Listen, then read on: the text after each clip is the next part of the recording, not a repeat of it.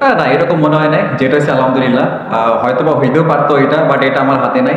তো যেটাই হয়েছে ইনিংসটা শেষ করতে পারছি, এটাই ভালো লাগছে নিজের কাছে। কেমন উইকেটটা কেমন চারপাশে খেলেছেন, বড় শট, সিঙ্গেল রোডে সবকিছু মিলিয়ে আর কি এনজয় করেছেন? হ্যাঁ, অবশ্যই আমি এনজয় করছি। চেষ্টা করছি নিজেকে কিছুটা সময় দেওয়ার। বল একটু লেটে আসতেছিল, যদি আমি চিন্তা করছি আমি আর দাদা যদি আমরা নিজেদের সময় দিই তাহলে হয়তো পটে পটে কাভার করতে পারবো। তো সেম প্ল্যানে আগে এসে আমি নিজেকে একটু সময় দিয়েছি এবং বাজে বল পানিশ করছি।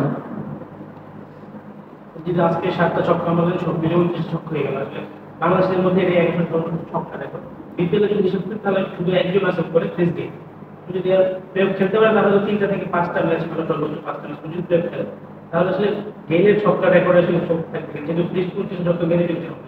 আমি কখনো ভাই এভাবে চিন্তা করি না।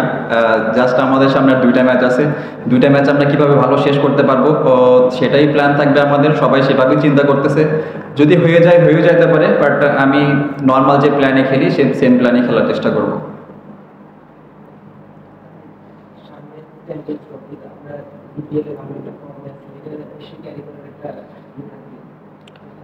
দেখেন ওইটা ডিফারেন্ট ফরম্যাট, ওডিআই ফরম্যাট। এখানে যেরকম প্রথম পাওয়ার প্লেতে মানে কুইক খেলতে হয়, রান তুলতে হয়, ওইখানে হয়তো আরও একটু বেশি সময় পাওয়া যায়। তো আমি চেষ্টা করতেছি পাওয়ার প্লেতে খেললে আমি নিজেকে কিছুটা সময় দেওয়ার। তো চেষ্টা করবো যে চানভেজ ট্রফি যখন খেলবো তখন নিজেকে কিছুটা সময় দিয়ে যদি ব্যাটিং করতে পারি তাহলে আমার জন্য ভালো। Thank you.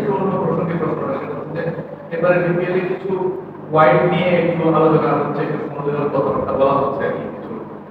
আপনি তো ক্রিকেটার মাঠে থাকেন, আপনার মনে কখনো কি কোনো কিছু প্রশ্ন আসছে?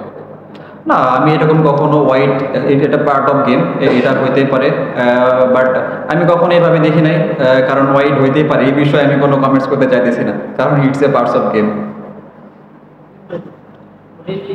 আপনি শুরু থেকে আসলে অনেক ক্লিন হিটিং করতে পারেন, ছক্কা বাংলাদেশের ব্যাটসম্যানদের জন্য একটা রেয়ার যে তার ক্লিন করতেছে, বড় বড় ছক্কা রেগুলারটা আপনার টানা ছক্কা মারছেন প্রতি ম্যাচে। আসলে ছক্কার জন্য আসলে কিভাবে নিজে প্রস্তুত করবে, রহস্যটাই কি? এটার কোনো রহস্য নাই ভাই। আমি ন্যাচারালি এরকম খেলি, প্র্যাকটিসে ট্রাই করি নিজের যেটা স্ট্রং জোন সেটা নিয়ে কাজ করার, এবং যেটা আমার গেমে যে ভুলগুলো হয় সেগুলো নিয়ে কাজ করার। তো এটার কোনো রহস্য নাই ভাই, জাস্ট আমি নর্মাল ন্যাচারাল খেলা খেলি। পয়েন্ট টেবিলে 4 রয়েছে ঢাকা, সেই দিকে এসে পয়েন্ট টেবিলটা জমে গেছে, কি মনে হচ্ছে বাকি দুটো ম্যাচ জিততে কোনোভাবে সম্ভব? সত্যি কথা বলতে আমরা এখন শেষ দিকে এসে এগুলো চিন্তা করতেছি না, আমরা জাস্ট ফোকাস করতে যদি সামনের 2টা ম্যাচ যদি আমরা ভালোভাবে শেষ করতে পারি তাই হয়তো বা চান্স হইতেও পারে। বাট আমরা যদি এটা নিয়ে আর এক্সট্রা প্রেশার নিতে চাই না, কারণ আমাদের শুরুটা ভালো হয় নাই। তো আমাদের চেষ্টা থাকবে যাতে সামনের 2টা ম্যাচ ভালোভাবে শেষ করে। থ্যাংক ইউ ভাইয়া।